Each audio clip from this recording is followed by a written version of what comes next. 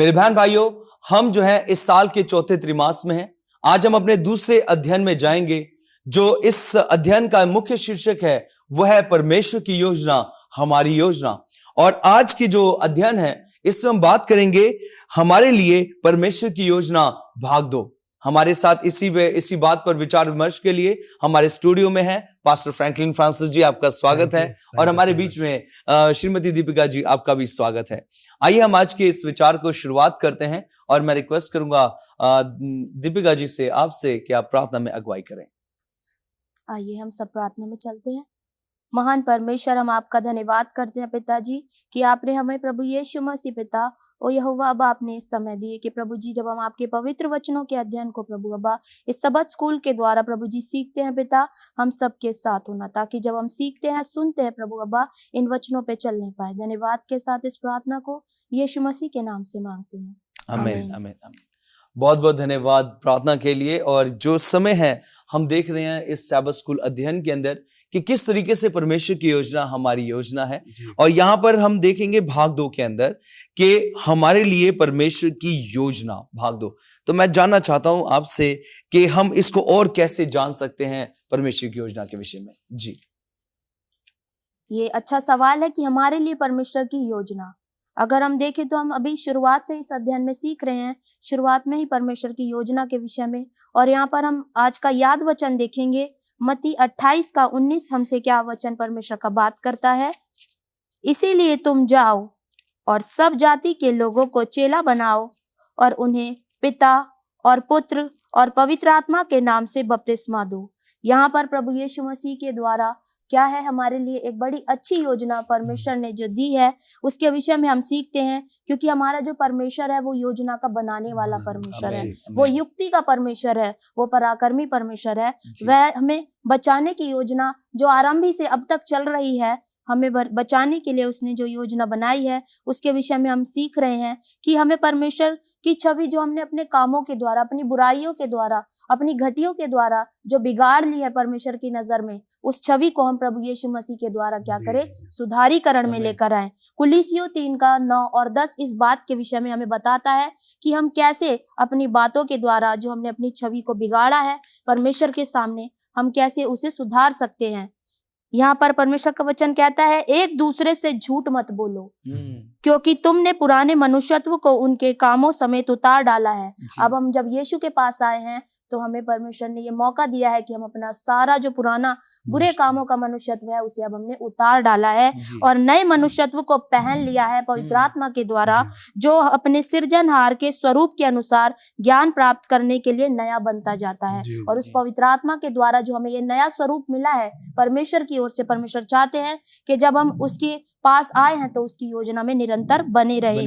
अगर हम देखें पहला यूहन्ना 3 का 2 भी हमसे वचन परमेश्वर का बात करता है, जहाँ पर परमेश्वर का वचन हमें यहाँ पर साफ कहता है कि हे प्रियो, अब हम परमेश्वर की संतान हैं। जब परमेश्वर ने हमें अपनी योजना में बुला लिया है तो अब हम उसकी संतान कहलाते हैं। और अभी तक यह प्रकट नहीं हुआ कि हम क्या कुछ होंगे, इतना जानते हैं कि जब वह प्रकट होगा तो हम उसके समान होंगे, क्योंकि उसको वैसा ही देखेंगे जैसा वह है। और ये परमेश्वर हमें सौभाग्य देगा कि जिस पवित्रता में वो है और प्रभु यीशु मसीह के द्वारा उस योजना में जब हम सफल निकलेंगे तो अपने जीवित परमेश्वर को हम उसके साक्षात रूप में देखने पाएंगे। प्रभु हमें नया करना चाहता है और वह खुद हमारे पास आता है प्रभु यीशु मसीह का रूप लेकर और हमारे पाप को दूर करना चाहता है। यशायाह 59 का 2 भी हमें यही बताता है कि परमेश्वर का वचन कैसे हम परमेश्वर के पास आने के लिए अपने अंदर से सारी कमियों को दूर करके उस पवित्रता को ग्रहण कर सकते हैं। प्रभु पापों के कारण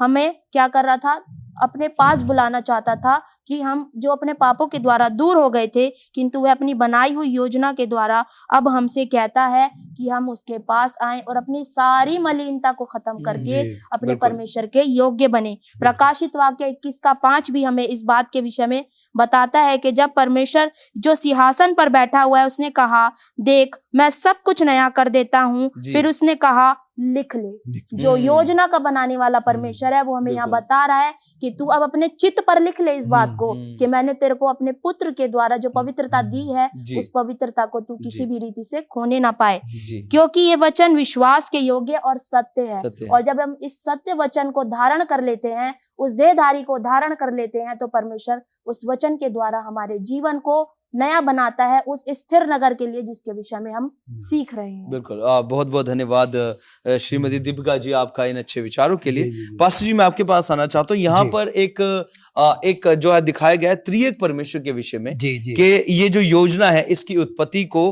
और हम कैसे समझ सकते हैं और ये कैसे हमारे लिए मददगार है। जी, और हम सब जानते हैं कि जो पिता, पुत्र और पवित्र आत्मा है, ये त्रिएक जो है वो प्रभु परमेश्वर है।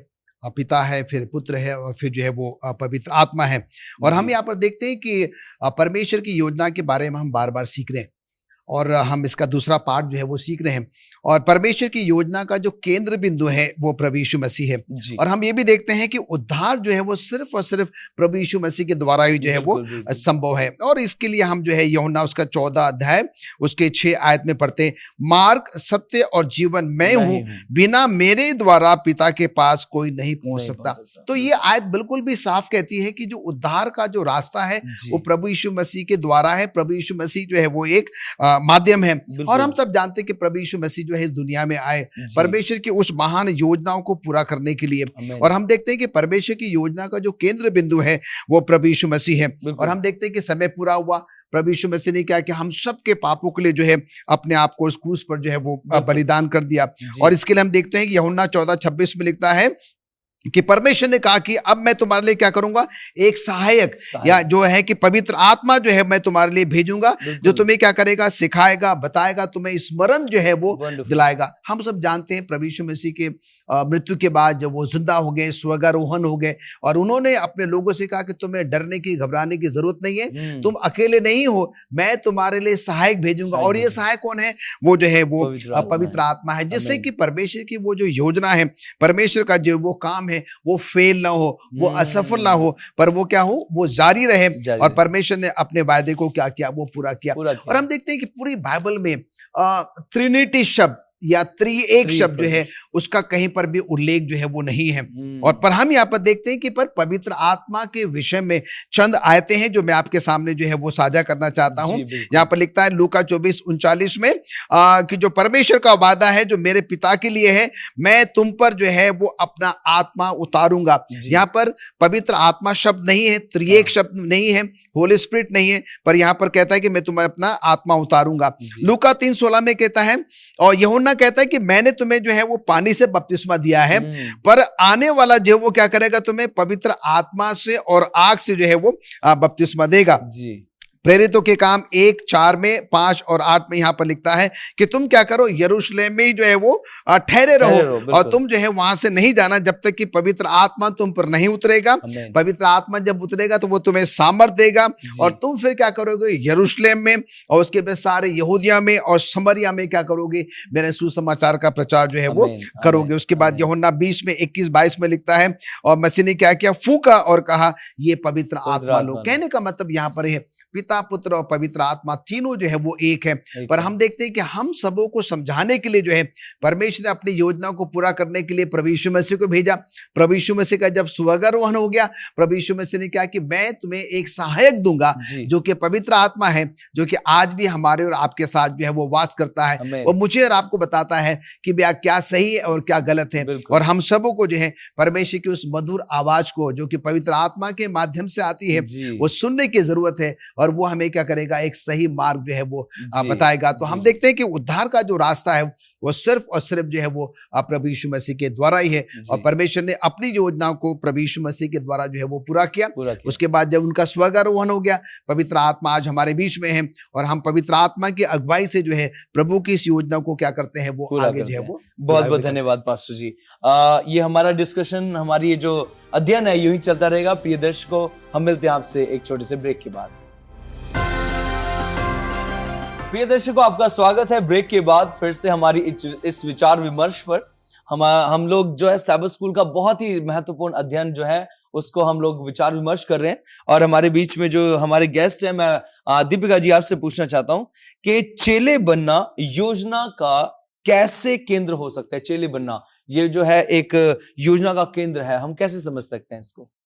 पास्टर जी, आपका बहुत अच्छा सवाल है कि अब हम अगर देखें, अब हम पवित्र योजना में परमेश्वर की चल रहे हैं, तो अब उस काम को करने के लिए परमेश्वर को कुछ की तो जरूरत है, और परमेश्वर चाहते हैं कि हम उस योजना का केंद्र बने। तो यहाँ जी। परमेश्वर हमें अपना चेला बनाना चाहता है। बिल्कुल। और मत्ती 28 के 18 और 20 में इस बात को हम सीखते हैं कि परमेश्वर का वचन कहता है कि पृथ्वी का सारा अधिकार प्रभु यीशु मसीह को परमेश्वर ने दे दिया है। जी। और उस परमेश्वर ने उस योजना का जो महान केंद्र है हमारा परमेश्वर, उसने प्रभु यीशु मसीह को ये अधिकार दे के ये कहा है कि अब तुम्हारा काम है कि जाओ और लोगों को मेरे नाम से सिखाओ, बिल्कुल। ताकि वो इस योजना में क्या है, बढ़ने पाए। जी। और परमेश्वर चाहते हैं कि जो ये महान आज्ञा और आदेश प्रभु यीशु मसीह के द्वारा हम तक पहुंचा है, हम इस आज्ञा और निर्देश में कायम बने रहें। और परमेश्वर चाहते हैं कि हम जब इस आज्ञा का पालन करें तो परमेश्वर के पास हमारा जो भरोसा है वो बना रहे। मरकुस 16 के 15 और 16 में भी हम इस बात को सीखते हैं। लूका 24 के 44 से 49 में हम इस बात को सीखते हैं। यूहन्ना 20 और 21 इस बात के विषय में बताता है कि जब तुम परमेश्वर के पास आए हो तो तुम्हें शांति मिले। जब हम शांति में रहेंगे तो इस योजना का केंद्र जो हमारे परमेश्वर ने बनाया है, शांति पूर्वक हम इस कार्य को करने पाएंगे। चार पहलू जो हम मत्ती 28 में देखते हैं 16 से 20 में, परमेश्वर का वचन कहता है मत्ती 28 से 16 में कि जो 28 से 16 में हम देखते हैं कि गलील जाने की आज्ञा ताकि वह उसके साथ रहे। यानी कि उन चेलों को परमेश्वर ने यीशु मसीह के द्वारा यह आज्ञा दी कि जो जब वो गलील जाने को थे तो क्या थे, उस आज्ञा में बने रहे। और फिर इसके 28 के 18 में हम देखे यीशु उनके पास आए और उन्होंने उन्हें ये अधिकार और संप्रभुता देने की घोषणा की। और इसके 28 और 19 से 20 में हम देखते हैं तो यीशु ने उन्हें ये आदेश दिया कि जाओ और तुम इस महत्वपूर्ण लक्ष्य को जो पिता ने मुझे दिया है और मैं तुम्हें सौंपता हूँ, इसे पूरा करो। और फिर इसके 20 में हम देखते हैं यीशु ने अपने चेलों के साथ रहने का जो वादा किया उसे पूरा किया। पास्टर जी, बहुत बढ़िया, बहुत बहुत धन्यवाद इस योजना का एक केंद्र होने के लिए, बताने के लिए कि चेला बनना बहुत महत्वपूर्ण है। इसके बिना हम परमेश्वर की उस पवित्र योजना को पूरा नहीं कर सकते। पास्टर जी, मैं आपके पास आना चाहता हूँ। और यहाँ पर हम देखते हैं कि हमेशा का सुसमाचार योजना का संदेश है, जो हर समय हमेशा का सुसमाचार है। कैसे हम इसको समझ सकते हैं कि इस सुसमाचार जो सनातन सुसमाचार भी है कहलाता है, कैसे समझ सकते हैं? जी जी। और पादी साहब, मैं आपका धन्यवाद देता हूँ इस प्रश्न के लिए। और मैं समझता हूँ कि आप जो है वो 3 स्वर्गदूतों के संदेश के बारे में जो है वो बात कर रहे हैं। और जिसका कि जो कि पहला स्वर्गदूत का जो संदेश है और जिसका वर्णन हम पाते हैं प्रकाशित वाक्य उसके 14वें अध्याय में उसके 6 और 7वें पद में। मैं आपको यहाँ पढ़ना चाहता हूँ। और फिर मैंने एक और स्वर्गदूत को आकाश के बीच में उड़ते हुए देखा, जिसके पास पृथ्वी पर के रहने वाले की हर एक जाति और कुल और भाषा और लोगों को सुनाने के लिए सनातन सुसमाचार था। उसने बड़े शब्द से कहा, परमेश्वर से डरो और उसकी महिमा करो, क्योंकि उसके न्याय करने का समय आ पहुंचा है। और उसका भजन करो जिसने स्वर्ग और पृथ्वी और समुद्र और जल के सोते बनाए हैं। तो हम यहाँ पर बात कर रहे हैं परमेश्वर की उस महान योजना के बारे में। और हम यहाँ पर देखते हैं कि ये जो सनातन सुसमाचार है, जो शुभ संदेश है, जो कि परमेश्वर ने यीशु मसीह के द्वारा, उसके बाद जब यीशु मसीह का स्वर्गारोहण हो गया, फिर पवित्र आत्मा किस प्रकार से हमें कायल करती है, हमें बताती है, समझाती है, सिखाती है। और हम जो है अब इसी संदेश को क्या कर रहे हैं, लोगों को जो है वो बता रहे हैं। और यहाँ पर जो मैंने आपके सामने प्रकाशित वाक्य 14, 6 और 7 आयत जो है पढ़ी है, ये बहुत ही अहम संदेश है। और खास तौर से ये संदेश हम जो सेवंथ डे एडवेंटिस्ट लोग हैं, बकिया कलीसिया के लोग हैं, लौदीसिया कलीसिया के जो लोग हैं, आखिरी कलीसिया के लोग हैं, हमें इस संदेश को क्या करना है, लोगों को जो है वो बताना है। और हम सब जानते हैं कि प्रभु यीशु मसीह का आमद जो है वो बहुत ही शीघ्र है। प्रभु यीशु मसीह के आने से पहले जो है परमेश्वर का ये सुसमाचार जो है वो जगत के कोने कोने तक जो है वो जाने की जरूरत है। पर ऐसे समय में हम ये भी देखते हैं कि ऐसे बहुत सारे लोग हैं जो कि अलग अलग भेष धारण करके हमारे सामने आएंगे, और उसके लिए हमें सतर्क और सावधान होने की जरूरत है। इफिसियों 4:14 में लिखता है कि ऐसे हैं जो कि ठग करेंगे, ऐसे विद्या हमारे सामने लेकर आएंगे, चतुराई लेकर आएंगे, बिल्कुल। भ्रम जो है वो पैदा करेंगे, अलग अलग प्रकार की युक्तियां जो है वो हमारे सामने जो है वो स्थापित करेंगे। बिल्कुल। हम सबों को सतर्क सावधान रहने की जो है जी। वो जरूरत है। व्यवस्था विवरण 5:33 में कहता है कि परमेश्वर की आज्ञा मान और उसके बताए हुए मार्ग पर चल तो तू जी। क्या करेगा, जीवित रहेगा। जीवित रहेगा। हमें आमीन। संसार की तमाम उन शक्तियों से अपने आप को दूर रखना है, परमेश्वर के वचन के अनुसार जो है वो जीवन यापन करना है। बिल्कुल। तब परमेश्वर क्या करेगा, अपने उस वादे को जो है वो पूरा करेगा। करेगा। अंत में जो है हमने मत्ती 28 को बार बार जो है वो रिवाइज किया है, हमने पढ़ा है, और उसमें ये जो संदेश है कि हम जाएं और क्या करें, प्रभु परमेश्वर के उस महान संदेश को जो है वो लोगों तक जो है वो बताएं, सिखाएं, आमीन। समझाएं, और वो सनातन सुसमाचार, वो शुभ समाचार, वो अच्छा समाचार जो है वो सिर्फ अपने तक ही सीमित न रखें, पर हम क्या करें, उनको औरों को ही बताएं, और जी। हम स्वयं तैयार करें अपने आप को, अपने परिवार को, अपने लोगों को, जी। और दूसरों को भी हम क्या करें, वो तैयार करें। तैयार और यही जो है प्रकाशित वाक्य 6 और 7 में जो है हमने पढ़ा है, जो कि आज के पाठ का जो है वो पादी साहब निचोड़ है। बहुत बहुत धन्यवाद पादी साहब, और बहुत धन्यवाद देना चाहता हूँ श्रीमती दीपिका जी आपके लिए, इन अच्छे विचारों के लिए, कि देखिए हम सब जो है चेला बनना हम सब के लिए जो है एक सौभाग्य की बात है कि जब हम प्रभु के लिए चेले बनते हैं, और इस सुसमाचार को, जो सनातन का सुसमाचार है, इसको हम सब लोगों तक देते हैं। ये हमारे लिए एक सौभाग्य की बात है। प्रभु हमें चुनता है ताकि हम इस वचन को आगे फैला सकें। प्रिय दर्शकों, आप कहीं मत जाइएगा, हम सब आपसे मिलते हैं एक छोटे से ब्रेक के बाद। प्रिय दर्शकों, आपका स्वागत है। ब्रेक के बाद हम विचार विमर्श कर रहे हैं परमेश्वर की योजना, महान योजना, और किस तरीके से ये हमारे लिए भी योजना है और किस तरीके से कारगर है हमारे जीवन के अंदर। हम देख रहे हैं कि परमेश्वर जो है चेला बनाता है, एक योजना का हिस्सा है। किस तरीके से ये जो सुसमाचार है सनातन का, ये भी परमेश्वर की योजना का एक हिस्सा है। अब मैं श्रीमती दीपिका जी आपके पास आना चाहता हूं।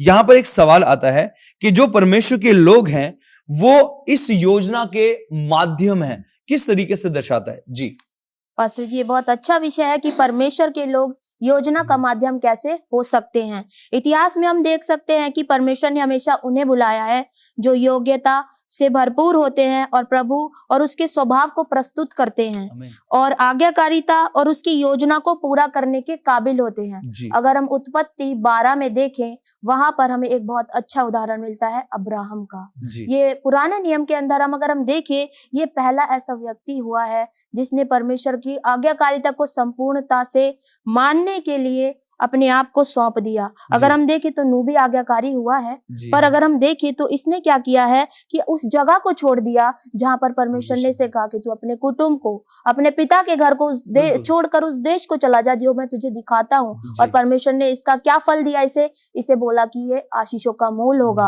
और परमेश्वर ने इसे ऊंचे पर रखा, और परमेश्वर ने इसे एक और बात कही कि जो तुझे आशीष दे मैं उसे आशीष दूंगा, और जो तुझे श्राप दे मैं उसे श्राप दूंगा। और परमेश्वर ने यहाँ पर इसके द्वारा इस बात को बताया कि जो परमेश्वर का योजना का माध्यम लोग बनते हैं, परमेश्वर कैसे उन्हें इस्तेमाल करता है। अगर हम देखें व्यवस्था विवरण 7 के 6, 11 और 12 में भी परमेश्वर यहाँ हमसे कहते हैं, क्योंकि तूने अपने परमेश्वर यहोवा की पवित्र प्रजा है, और यहोवा ने पृथ्वी भर के सब देश के लोगों में से हमें चुना है। हम यानी कि परमेश्वर की वो चुने हुए पात्र अब बन चुके हैं जिन्हें परमेश्वर अपनी योजना में शामिल कर चुका है। और परमेश्वर इसलिए चाहता है कि इसलिए हम उसके पास जब आए हैं तो उसकी आज्ञाओं को, उसकी विधियों को, उसके नियमों को पूरी चौकसी के साथ उसका जी। पालन करें, ताकि हम परमेश्वर की दृष्टि में जो है हम अच्छे बने रहें। बिल्कुल। यहाँ पर परमेश्वर एक और बात कहता है कि तुम जो इन नियमों को सुनकर मानोगे और इन पर चलोगे भी, तो परमेश्वर यहोवा तुम्हें कल्याणमय वाचा, जो उसकी कल्याणमय वाचा है, उसका आमीन। क्या बनाएगा,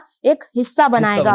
और परमेश्वर यहाँ पर एक बात बहुत अच्छी कहता है जी। व्यवस्था विवरण 28 के 10 में कि परमेश्वर की योजना के जब हम माध्यम बनते हैं जी। तो परमेश्वर का वचन कहता है पृथ्वी के लोग तुमसे डरेंगे जी। कि तुम यहोवा के कहलाते हो। आमीन। और जब हम आमीन। यहोवा के कहलाते हैं, इस योजना के तहत शामिल हो जाते हैं, तो परमेश्वर हमें एक अलग ही बनाकर रखता आमीन। है। आमीन। अगर हम देखें यशायाह 49 के 6 में भी परमेश्वर इस बात के विषय में क्या कहता है कि परमेश्वर यहाँ कहता है, उसी ने मुझसे यह भी कहा है, जी। यह तो हल्की सी बात है कि तू याकूब के गोत्रों का उद्धार करने और इज़राइल के रक्षित लोगों को लौटा ले आने के लिए जी। मेरा सेवक ठहरे। आमीन। कि परमेश्वर ने हमें क्या, यहाँ तो अपनी योजना का माध्यम बनाया ही बनाया, साथ जी। ही अपने सेवक होने का भी जो सौभाग्य है बिल्कुल, उसने हमें दे दिया। मैं तुझे जाति जाति के लिए ज्योति ठहराऊंगा। अब जो परमेश्वर खुद ज्योति में है, उसने अपनी ज्योति देने के लिए हमें चुन लिया है, और वो कहता है कि मैं तुझे ज्योति ठहराऊंगा कि मेरा उद्धार पृथ्वी की एक ओर से दूसरी ओर तक फैल जाए। बिल्कुल। यानी कि परमेश्वर अपनी इस योजना के द्वारा अपनी ज्योति को भी फैलाना चाहते हैं। और परमेश्वर यहाँ पर अगर हम देखें नए नियम में भी, अगर हम देखते आए हैं मत्ती 28 के अंदर, हम इन सारी बातों के विषय में सीख रहे हैं कि जी। 28 के 18 से 20 तक कि स्वर्ग और पृथ्वी का सारा अधिकार जो प्रभु यीशु मसीह जी को दिया गया जी, है, जी, बिल्कुल। और ये आज्ञा दी गई है कि हम लोगों को जैसे खुद हम परमेश्वर की आज्ञा मान रहे हैं, जैसे अब्राहम ने भी मानी, बिल्कुल। तो परमेश्वर कहता है कि हम दूसरों को भी आज्ञा बिल्कुल। माननी सिखाएं। बहुत और बहुत प्रेरितों का काम 1 का बिल्कुल। 8 हमें इस बात को दर्शाता है बहुत ही कि जब हम महत्वपूर्ण है। पवित्र आत्मा का माध्यम बनते हैं तो ये पवित्र आत्मा आकर हमें क्या करता है, गवाह बनाता गवाह है। बनाता है। और अभी हमने जी। जैसे वचन में पास्टर जी से सुना कि हम सारे यहूदिया सामरिया में पृथ्वी के छोर तक परमेश्वर के गवाह हो जाते हैं जी। जब हम उसकी योजना में चलते हैं। आमीन, और लूका 19 के 10 में भी अगर हम देखें, मनुष्य का पुत्र, यहाँ वचन कहता है, खोए हुओं को ढूंढने। हम सब जो खो चुके थे अपने पापों के कारण, अपनी बुराइयों के कारण, और जी। प्रभु यीशु मसीह के द्वारा आज वो हमें उद्धार का मार्ग बनकर बचाने के लिए आया है। थैंक यू सो मच, बहुत बहुत धन्यवाद दीपिका जी। यहाँ पर पास्टर जी आपके पास आना चाहता हूँ। यहाँ पर एक बात आती है, संसार जो है योजना का अखाड़ा है। जिस तरीके से दीपिका जी ने बताया कि किस तरीके से हम सब योजना का एक माध्यम है, यहाँ पर संसार के विषय में प्रकाश डालें, इस पे क्या कहते जी हैं? जी पादरी साहब, बहुत ही अच्छा प्रश्न है। और जी।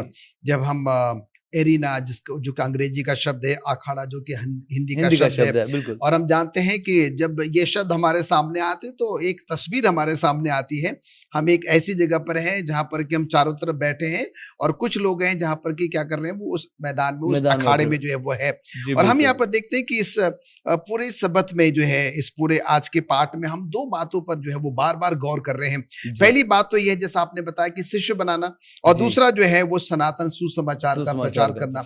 और यहाँ पर हमने 2 आयतों पर बार बार जो है वो गौर किया है, जी। जो कि मत्ती 28 से 18 से 20, और जी। उसके बाद प्रेरितों के काम 1 और 8। एक और। मत्ती 28 जो है वो हमें शिष्य बनाने की बात करता है। बिल्कुल। और हम यहाँ पर देखते हैं कि बार बार हमें ये समझाया जाता है, बताया जाता है कि हम सदस्य ना बनाए, मेंबर जो है वो ना बनाए, पर हम शिष्य बनाए। ये बहुत ही गहरा जो है वो अर्थ है शिष्य बनाना जो है, जो कि हम मत्ती 28 18 से 20 में जो है वो पाते हैं। और उसने कहा कि सब जातियों में जाओ और चेला बनाओ, और पिता पुत्र के नाम से उनको बपतिस्मा दो, और जो बातें मैंने तुम्हें बताई है उनको क्या करो, सिखाओ।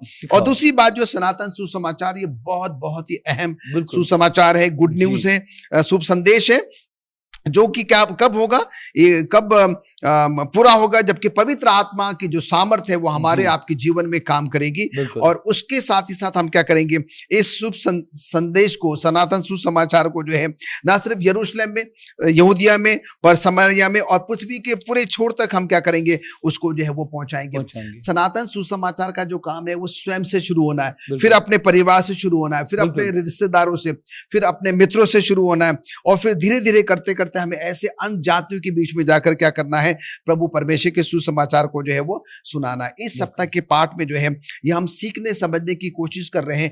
ये उम्दा काम जो परमेश्वर ने हमको दिया है सनातन सुसमाचार का, हम उसको अपने तक ही न रखें, पर हम उसको क्या करें, हर एक व्यक्ति के पास जो है वो पहुंचाएं। और हम जानते हैं कि प्रभु यीशु मसीह ने कहा, जैसे दीपिका ने बार बार इस बात को दोहराया, कि प्रभु यीशु मसीह स्वयं जो है वो जगत की ज्योति है, और अब वो ज्योति वो चाहता है कि हम में उतरे और हम क्या करें, जगत में जाएं, और प्रभु यीशु मसीह के उस शुभ संदेश को, सनातन संदेश को क्या करें, लोगों तक जो है वो पहुंचाएं। और हम सब जानते हैं कि प्रभु यीशु मसीह बहुत ही शीघ्र आने वाले हैं। एलन जी वाइट कहती हैं कि हर एक पुरुष और हर एक स्त्री जो है, अगर अपने काम को बड़े नम्र होकर, बड़े लगन के साथ, बड़ी मेहनत के साथ अगर वो काम करेंगे, तो उसका जो प्रतिफल होगा, उसका जो रिजल्ट है वो बहुत अच्छा होगा। इससे पहले कि प्रभु यीशु मसीह की आमद होगी, एक बहुत बड़ी संख्या में जो है लोग सनातन सुसमाचार को स्वीकार करेंगे और उस स्वर्गीय घर के जो है वो हिस्सेदार हो पाएंगे। बहुत बहुत धन्यवाद। मैं धन्यवाद देना चाहता हूँ भाई साहब आपका इस अच्छे विचार विमर्श के लिए, और श्रीमती दीपिका जी आपका भी हमारे साथ जुड़ने के लिए और इस साइबर स्कूल का भाग होने के लिए। प्रिय दर्शकों, हमें विश्वास है कि आप इस साइबर स्कूल का आनंद ले रहे हैं। मैं चाहता हूं कि आप इसको अपने तक ना रखें। अगर आप YouTube पे देख रहे हैं, इसको दूसरों के साथ जरूर बांटें, ताकि हर एक जन इन बच्चों से आशीष पाए।